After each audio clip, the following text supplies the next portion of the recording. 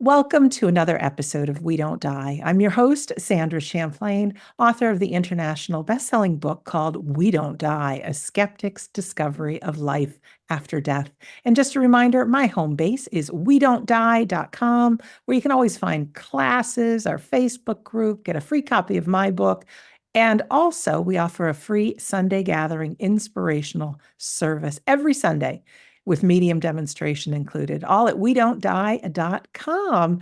Today, I am so happy to be joined by Reverend Kaleel Sakakeeny, who is an animal chaplain, advanced grief counselor, and founder of the nonprofit organization called Animal Talks. Our topic is pets and the afterlife.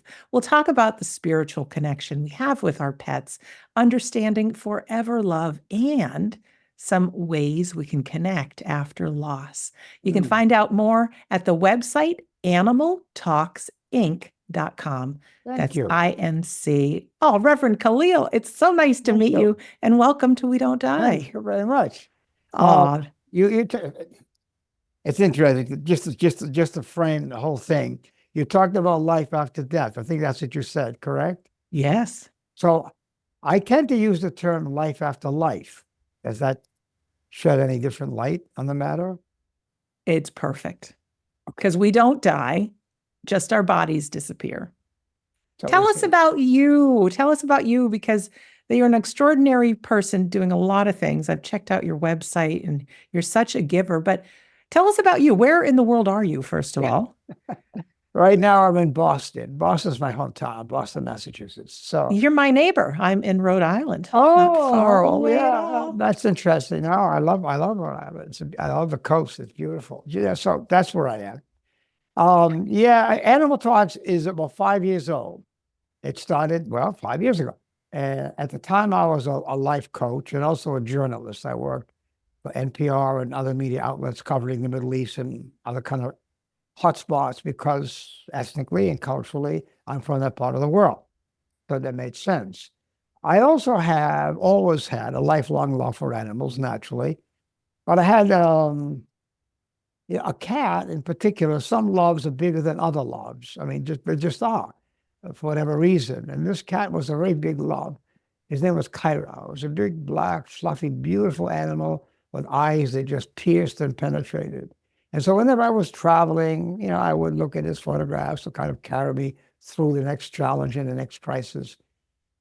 And then when he died, my world tipped upside down. The world that I knew, the world as I knew it, the mind that I lived with were gone.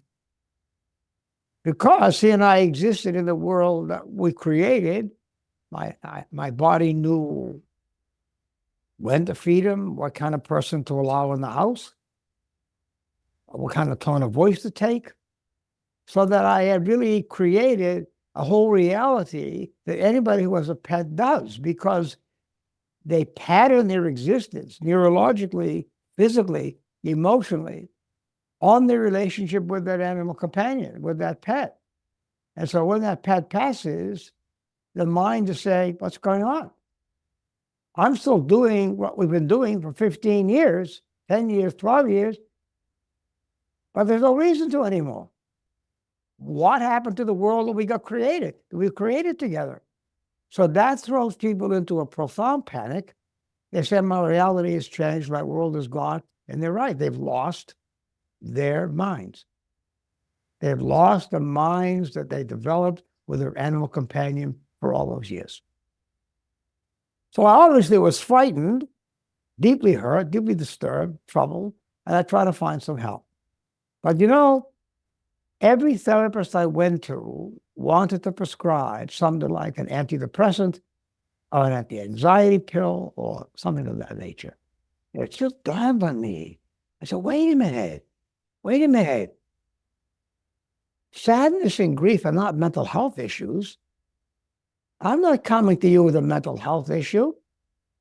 I'm coming to you with a broken heart. Why are you giving me Zoloft or some other kind of medication? What is it trying to do? I'm coming to you for companionship, help in my grief journey, and you're giving me a mental health diagnosis and medication. And it just hit me. Wait, something's wrong here. Something is missing. And that was the catalyst that was behind creating Animal Talks.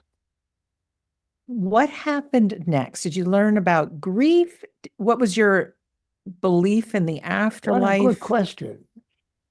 You know, you all think about the afterlife, but we don't really think about it. We approach it and we rub elbows with it, but we don't really think about it because it's scary. Our minds won't really let us consider it.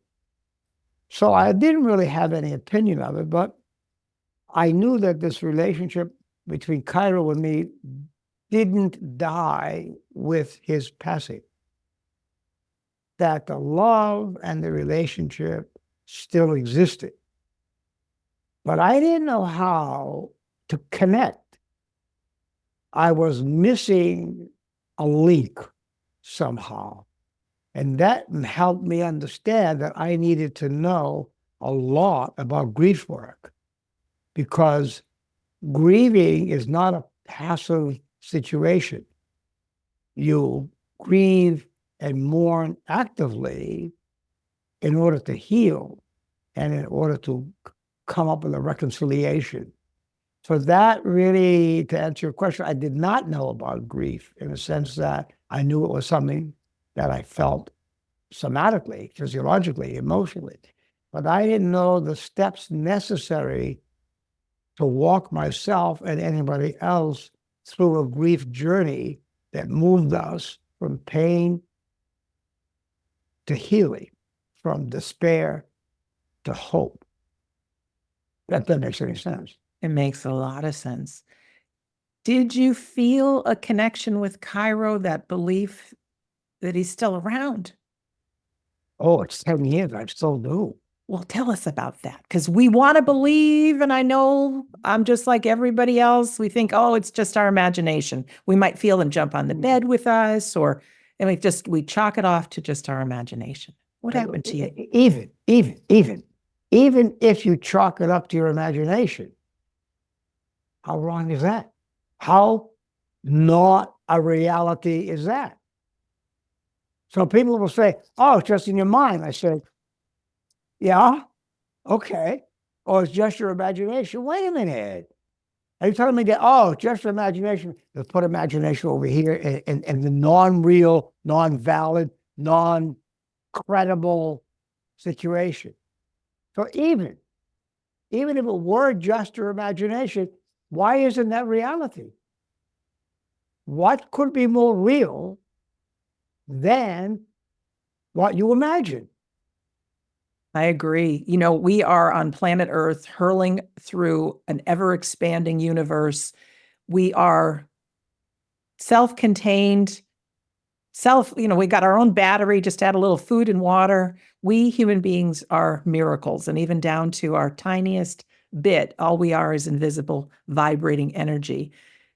There's no explanation except for we know what it is, where consciousness is, who we are, how it goes on after the physical passing. So I personally believe that the imagination, using that sense, is the access way to everything we've got and communication. I think you're right. And I think that that's a big leap for people to make. So when they say it's just your imagination, I say, well, okay, that's a good starting point. What's wrong with that? But then we go from there.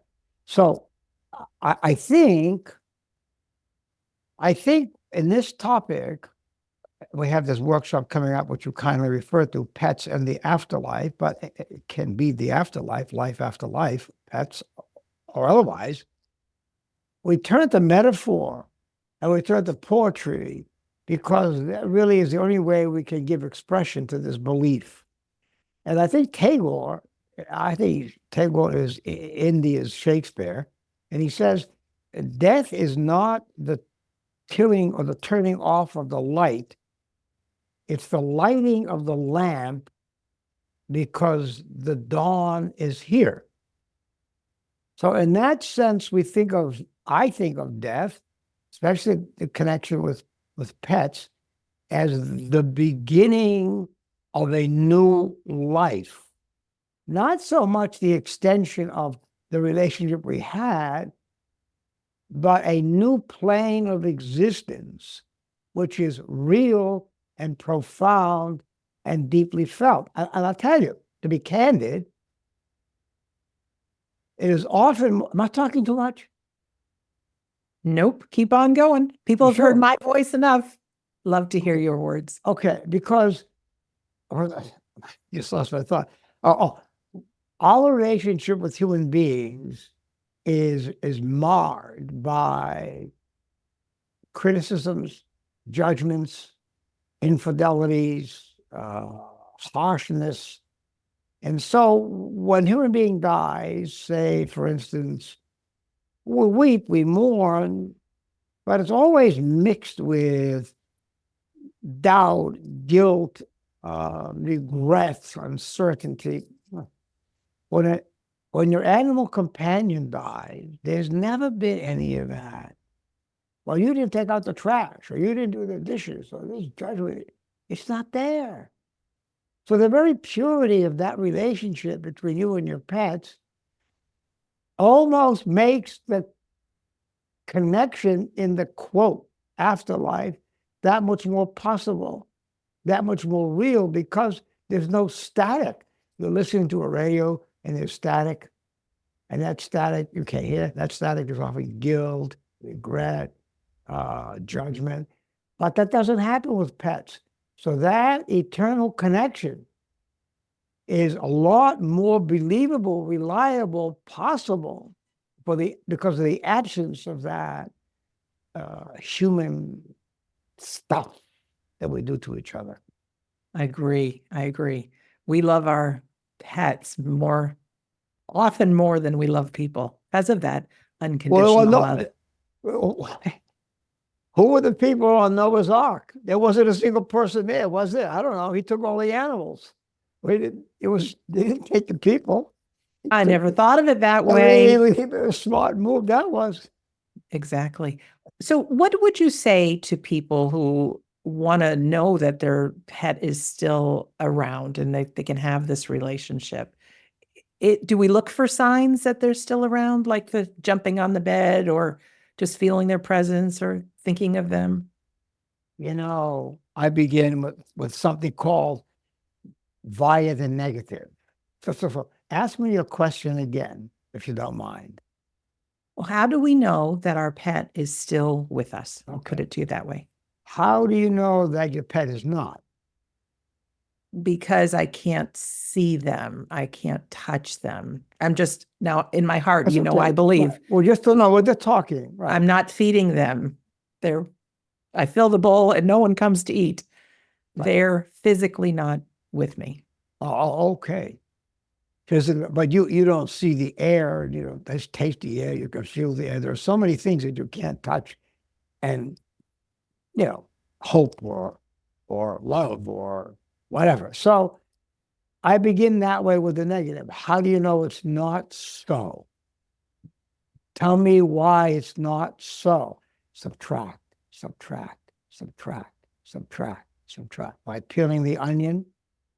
And then finally you get to a point where if nothing else, you're at least neutral. You're at least agnostic. And that's when we begin the other kind of work. Will you talk about that? Yeah.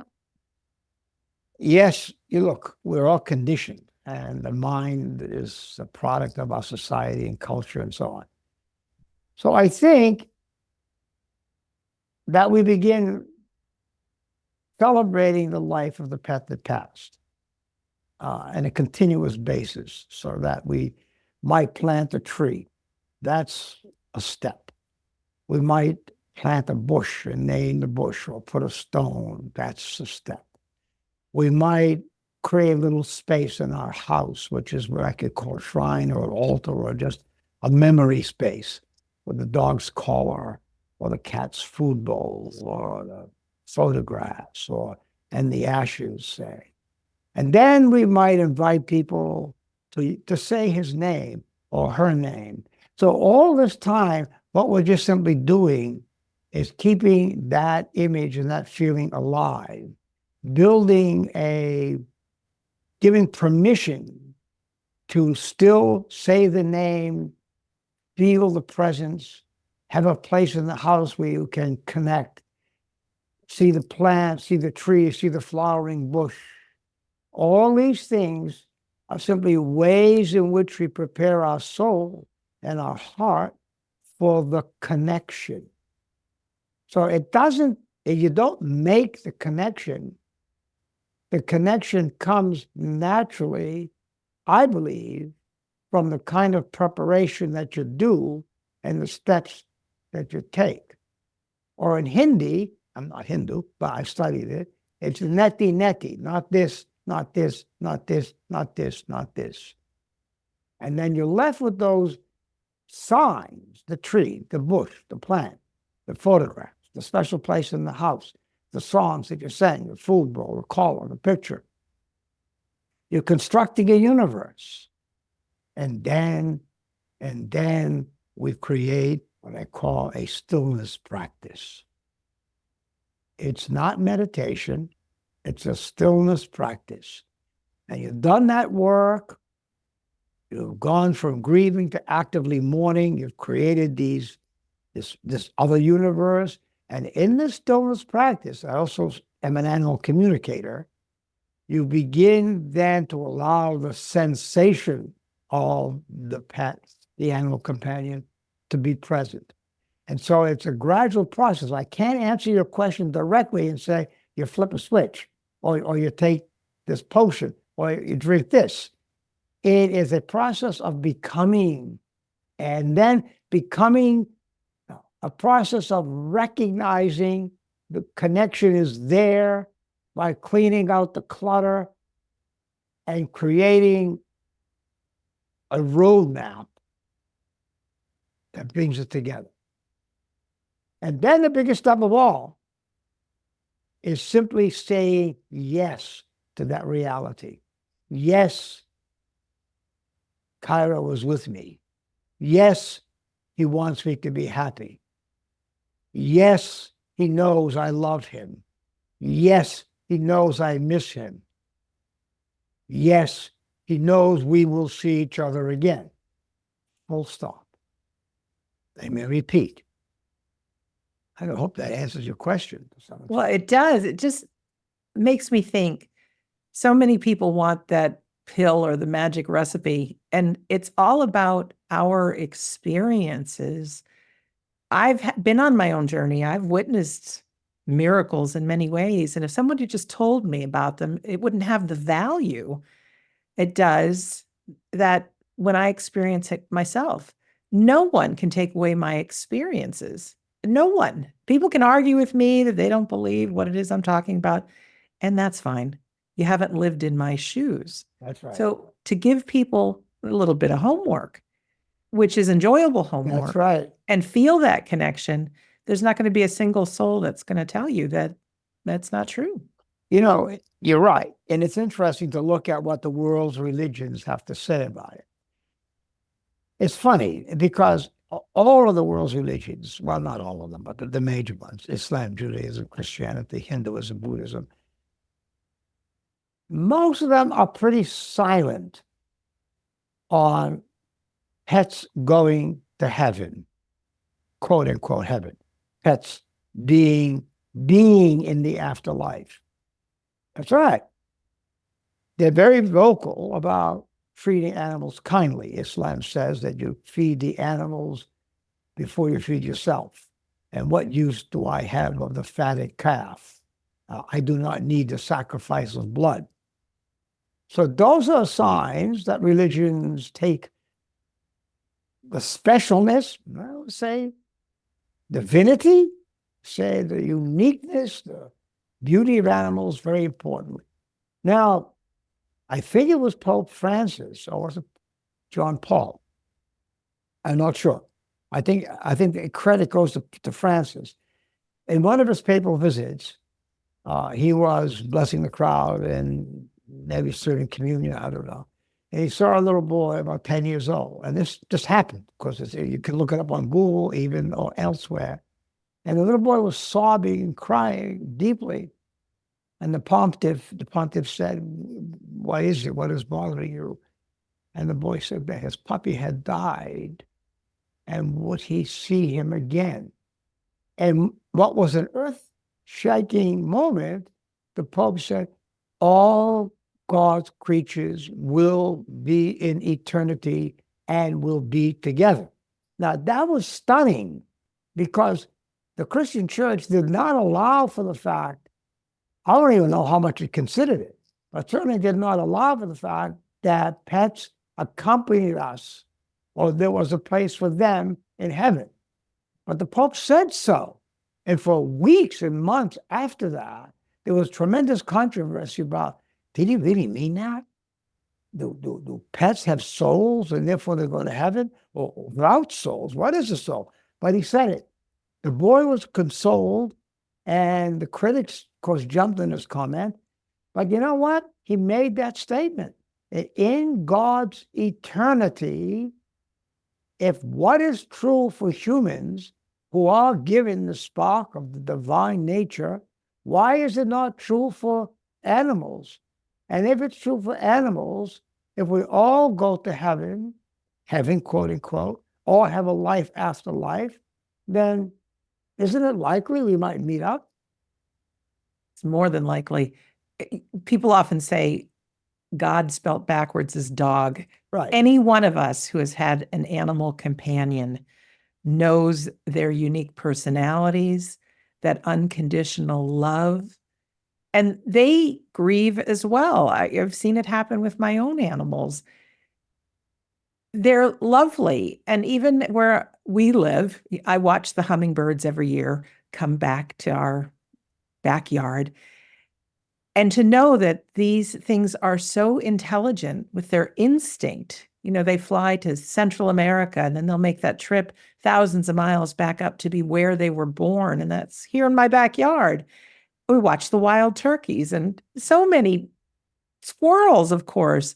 And to see the intelligence and the love of the animal kingdom, the love they have for their own, for anyone to think that they're not part of the divine is just crazy to me. And then, my question is this, and I don't mean to put you on the spot. I don't think I am. Why do we eat them? Yeah. Why do we love the one and eat the other? There is definitely something to, do I say chew on? Probably not the best way. No. I do know, and it is my own belief to pray, give blessings, give thanks. I'm not a vegetarian. So I'm not out to change people's thoughts that way, but to open up that conversation, and why not? Big question, because the agricultural industry is brutal, as I'm sure you know.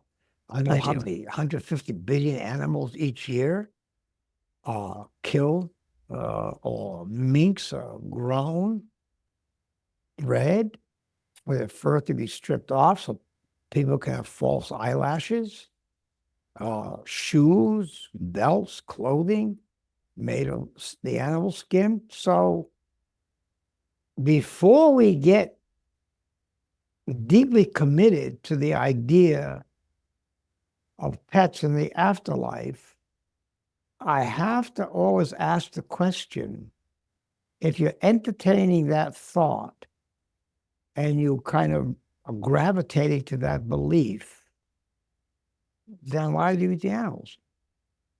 Knowing that there is nothing sacred about the process by which they are slaughtered. Was it John Lennon that said, if slaughterhouses had glass walls, we would all be vegans? So, not to steal the thunder from the topic, but I also need to not put the cart before the horse. That there is work to be done to come close to fully understanding and grasping the true meaning of life after life and reconciliation and reunion with your animal companions. It is my belief that our pets that we've loved and that have been part of our life, they continue when we pass from this world. But those that have died for food, etc., that they continue living on, but maybe they're not around the humans. That's my thought, that they live in their own paradise. Yeah, They're free.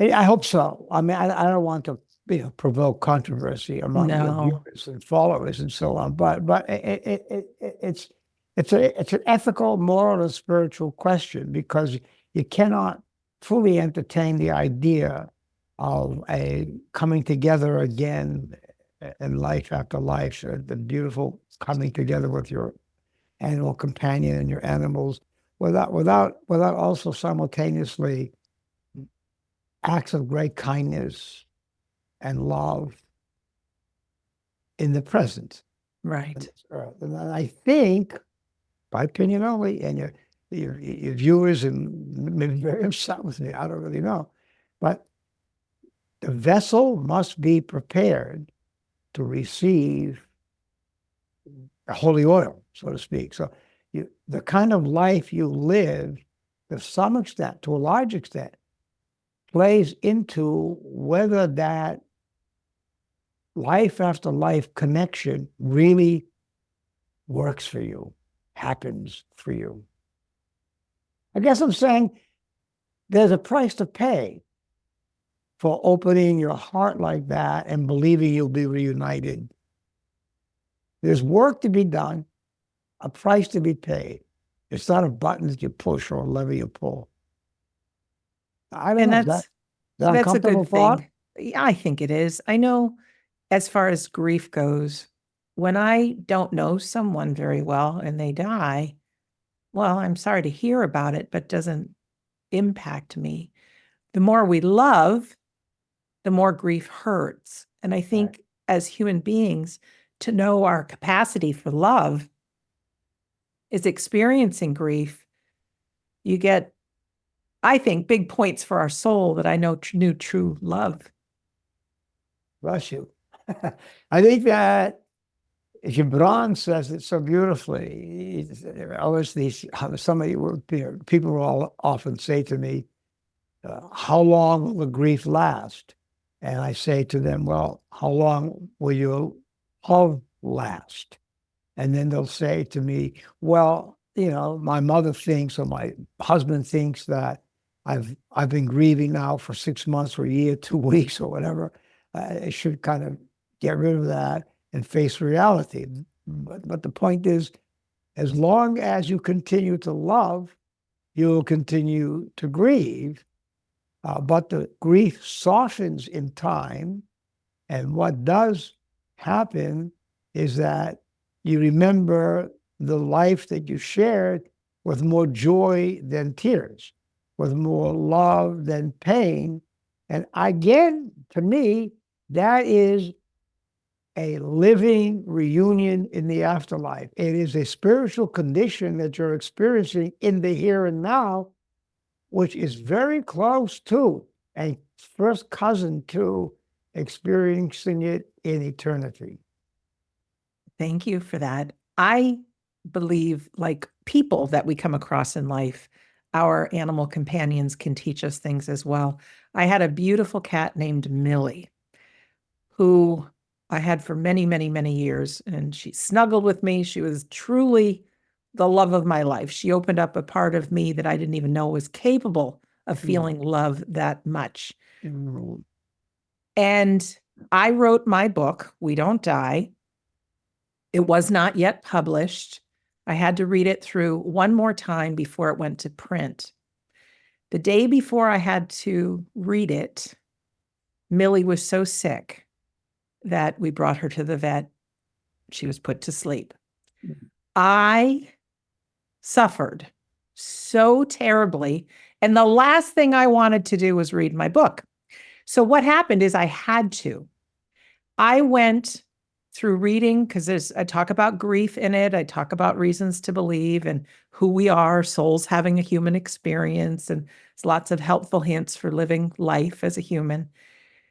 The relief it brought me and the hope and the comfort, being a person experiencing grief firsthand, to reading that, I honestly believe that Millie was my angel teaching me you need to experience that grief so you know how important those words are.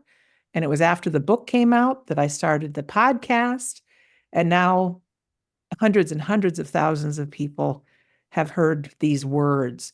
So to me, she was my angel. Has Cairo taught you things about yourself and made a difference in what you're doing today? Yes. Grief changes us. And I think that's what you're saying. It changed you. And certainly grief, nobody goes through grief. Nobody goes through the loss of a beloved, whether it's a job or health or a pet or a person. No one goes through deep grief without being changed. And usually that change is, as you just wisely pointed out, matters of being more open, more compassionate, more tolerant, more forgiving, more loving. It also can make you more impatient too with other people or with people. But when Cairo passed, I really had the worst in me at first came out. Candidly, I drank more than I should have. I wandered around. I tried to numb the pain. I took some kinds of drugs. It was terrible. But because there was no one there who understood grief. It wasn't until the pandemic, to be candid with you, it wasn't until the pandemic that the idea of grief as a sign at all the times became acceptable. The beginning of the pandemic, I must have had 50, 60, 70, 80, 100 clients because grief had touched so many souls and people simultaneously. So Cairo virtually led me to become ordained because I couldn't find what I was looking for in therapy. I couldn't find it in psychological psychobabble. I found it in a religious seminary or institution and became an ordained pastor and an ordained animal chaplain, specializing in pastoral counseling in grief. So to this day, to my left, if you could see it, and you can't, there's a picture of Lyric, there's a picture of Cairo, there's a candle, there's another picture of Cairo, another picture of a jackal and Lyric, and another candle. These have been here as my constant companions for the last 10 years, also downstairs. They are links, my links for the better me, the better self. As you call it, they are the angels of our better selves. They lead us, interestingly, not from darkness to light, but from light to more light to more light. Not from wrong to right, but from right to more right to more right. They really do guide us on the path to becoming better beings. And that doesn't end with death. It continues into eternity. Absolutely. So grief is a ladder, the stepping stone, so to speak. It is. It's a purifier. Gets us to grow, cracks us wide That's open right. and gets us to grow. That's right. Let's talk about what we can find on your website, your upcoming class. I know there's going to be people that watch or listen to this after that, but we can keep an eye on your site for what else is going on. So your site is animaltalksinc.com. Right. What's coming up and what can we find there? Okay. First of all, we do several things. We do individual one-on-one grief counseling, which I think you know. That's what we do a lot. And then we also have monthly grief groups for pet loss. So the one-on-one pet grief counseling, we have monthly group meetings for people who are more comfortable working their grief through in a group. We have workshops. We've had workshops in animal communication. We've had workshops in writing your grief story. We've had workshops in sharing your grief story. And the one coming up on January 6th is Pets and the Afterlife, a journey to compassion, healing, and understanding. That's January 12th, I think, at 1 p.m. Eastern Time. And the website is really, I think, resource rich. you'll see in the media section that our work has been recognized by the LA Times, People Magazine, Reader's Digest. But there are also videos and posts that people turn to, but they stay there for a little while, but they really want the personal connection when they're feeling that kind of terrible pain and terrible emptiness.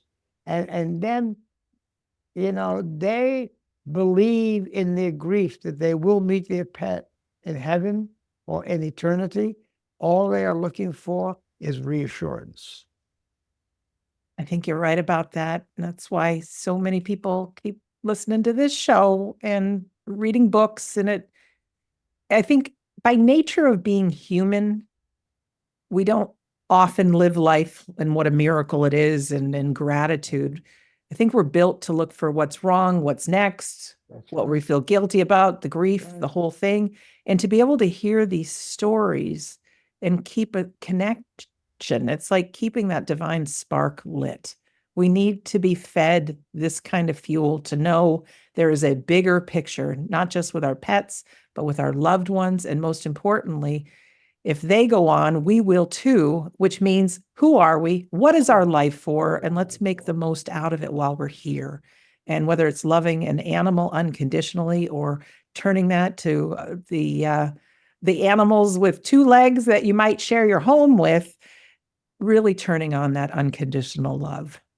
Well, tell me, what was your cat's name again? Millie. Millie. When Millie passed, you said it happened like overnight almost. You said she got sick one day and she was sick for a while. She was sick for a while, but we made that decision. You made that decision. And then I'm curious, if you don't mind my asking, what did you do? How did you heal? How did you handle your grief? I feel like I kept her with me. Her head was on my laptop with every word that I wrote for my book. And so I just envisioned her cuddled up to me. When I'd go to bed at night, she'd always jump right in after me. And so I would just imagine her being right there. Again, when I read my book, I gave her just a lot of gratitude. Thank you. I realized that you are a little angel. You definitely are, because I've been so passionate about sharing. And so I've also visualized her having a good time chasing the butterflies and being a kitten again, and that I will see her again and get to cuddle her again. So it was a long road. It didn't feel good, and I had to just trust and be present, but be connected. And that it also gave me that urge to find more stories of the afterlife, do more research, what else is out there, who's had experiences, and just to keep me fueled. And I can't keep this to myself, nor can you. So the natural thing to do was to create this podcast and share. Did you seek help in your grief with when Millie passed, or I didn't, because I'd researched grief so much previously, and I have a whole chapter dedicated to it in my book. I didn't seek that kind of help. It was more being in discussion with people about what I've learned and what I know to be true, and to kind of witness different things that happen in the grieving process and say, hey, I'm here now. Okay, these are some things to do. What I need to learn, and maybe you can help me, is do you have people critical of this idea, feed pushback from people, and do you get pushback, and how do you handle that? People say, come on now, I mean, how can it be, when you're dead, or what is this heaven? What I recommend to everybody is we don't push our beliefs on anyone. That in relationships, I get very excited about these interviews, and I live with my mom, and she's very happy for me. She loves hearing the stories, but then she'll say, I think when we die, we die. Right. So it's being open enough to say, this might not be your thing, but I just had this extraordinary conversation with this great man. Can I tell you what happened? So I think, and she always says yes, and she loves them. And then she and I have synchronicities like you wouldn't believe. So I think she's more open than she lets on to. So I think in our lives, we need to be able to be us and not be restrained. That being said, there's people that they don't want to hear it. I don't believe it. You can't convince me, or they cross their arms and say, okay, convince me. My advice is don't even try. You just love me for who I am. I love you for who you are.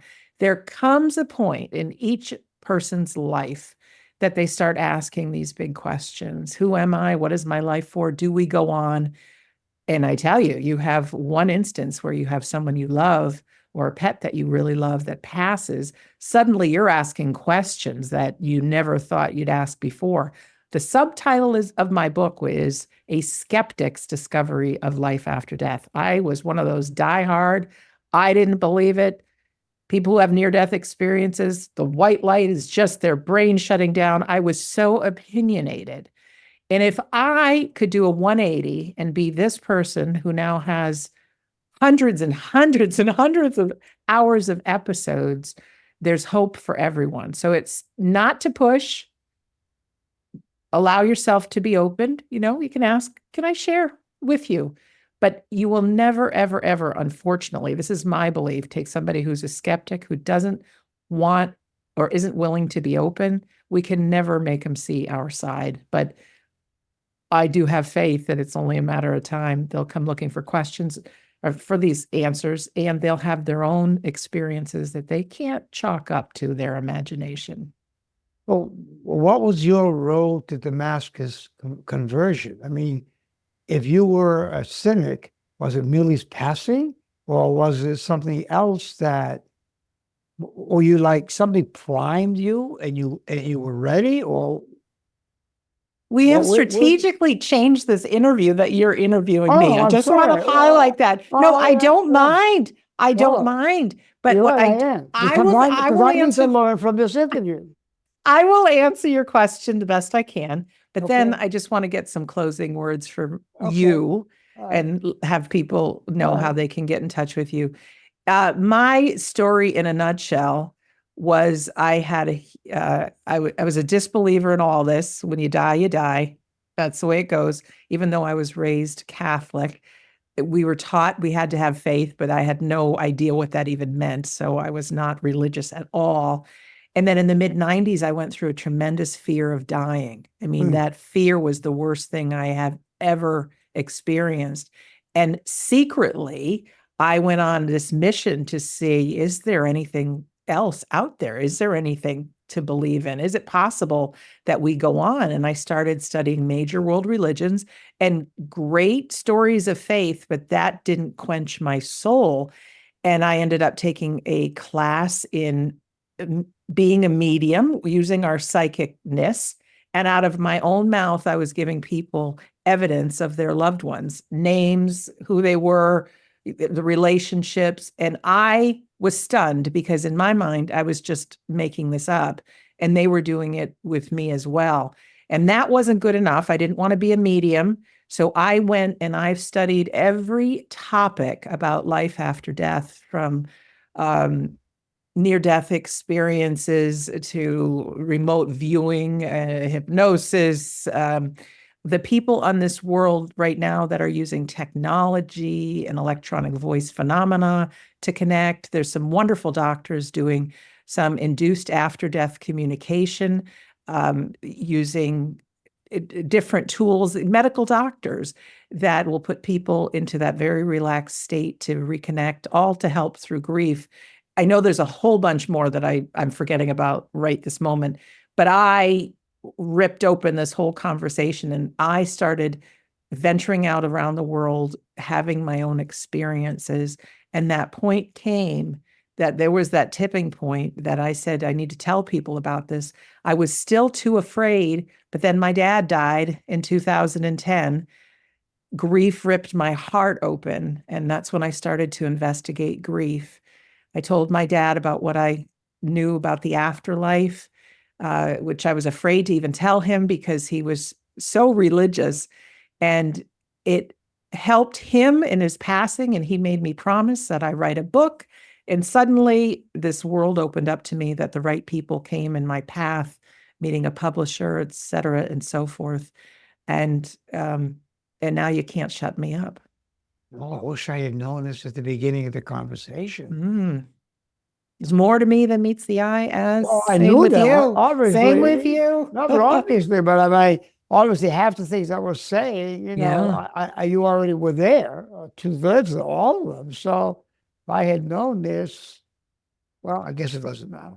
It doesn't matter. You're my neighbor, It just doesn't matter. an hour from me. So I think there'll be more to discover. So Yeah. let's leave our listener or our viewer Okay. with maybe a positive tool, or just a final words you want to share as we end our episode together. Yeah. And I mean, again, and there was a bumper sticker that said, just because you believe it doesn't make it true. Well, I don't know. I'm not sure that's true either. But when I say have faith, I don't mean like blind faith. I mean, I think taking steps that we talked about, taking those steps is critical. A stillness practice, I think, is critical. It is not possible to not see the divinity in people and in animals. There is certainly a spark of the divine in all of us. And you would have to be guilty of speciesism to think that one being has more of the spark of the divine in it than the other. So animals, humans, whatever, trees, plants, rocks, all have the spark of the divine. And so I think there is a absolute unification at the end, a meeting, a coming together of all of us in spirit form. And I think people just need to believe that. I think, have hope that they'll believe that. Beautiful words. And they can reach out to us at Animal Talks, that you kindly mentioned to us, to them. So animaltalksinc.com. That's INC, like incorporated, I believe, animaltalksinc.com. Well, Reverend Kaleel, thank you so much for being our guest today. Absolutely, my pleasure, my delight, and it's great. I enjoyed it myself. And for our listener or our viewer, thank you for being here today. I had a great time interview getting turned this way and then back this way. It was great. Really gives us a lot to think about. It is so true that we need to walk on this path and get as much out of this journey called life as possible. And is there one truth? I don't know. I think there's my truth. I think there's your truth. Don't let anyone push something on you that goes against your values. I think we all know in our gut instinct what resonates with us. And so I think it's really great to offer these ideas and these questions and our thoughts. So as a reminder, my home base is wedon'tdie.com. If you want a free copy of my book, just scroll to the bottom of that page. You can enter your name and your email address in my email list. It says you get the first few chapters of the book. The truth is, when you open it, it's the entire book. Chapter 10 is that grief chapter I spoke about that really helps the grieving process. I tell you, we're not trained in school what grief is all about, but to learn about it, you can have some tools to work through it, and then also talking to someone. So we've just met somebody here who gives his time to making a difference. So you want to make sure you stay in touch. So wedon'tdie.com. And of course, on Sundays, 2 p.m. Eastern, we offer our free Sunday gathering. It's an inspirational service, non-denominational, and there's a medium demonstration included. So in closing, my name is Sandra Champlain. I'm always so delighted to be your host on We Don't Die. I do believe that life is an education for the soul, and that your life here on earth is so important. So go love a person, go get a pet if you haven't had one in a long time or never have. Boy, you can learn so much about yourself and give and receive so much love by adopting. So I want to thank you for listening, and we'll see you again soon.